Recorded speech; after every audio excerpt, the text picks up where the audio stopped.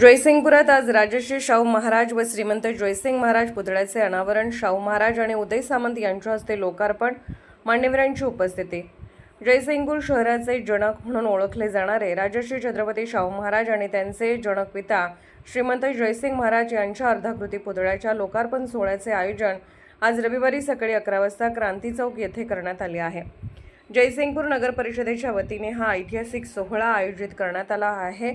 श्रीमंत जयसिंग महाराज यांच्या अर्धाकृती पुतळ्याचे अनावरण शाहू छत्रपती यांच्या हस्ते होणार आहे, तर राजश्री शाहू महाराज यांच्या अर्धाकृती पुतळ्याचे लोकार्पण महाराष्ट्राचे उद्योग मंत्री उदय सामंत यांच्या हस्ते होणार आहे।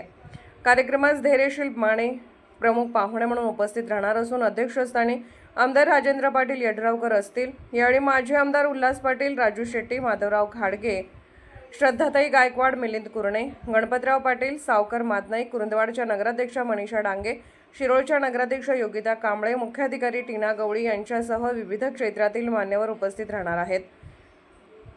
जयसिंगपूर नगर परिषदेच्या वतीने आयोजित करण्यात आलेला हा सोहळा शहराच्या इतिहासातील महत्त्वपूर्ण क्षण मानला जात असून नागरिकांनी मोठ्या संख्येने उपस्थित राहावे असे आवाहन नगर परिषदेच्या वतीने करण्यात आले आहे।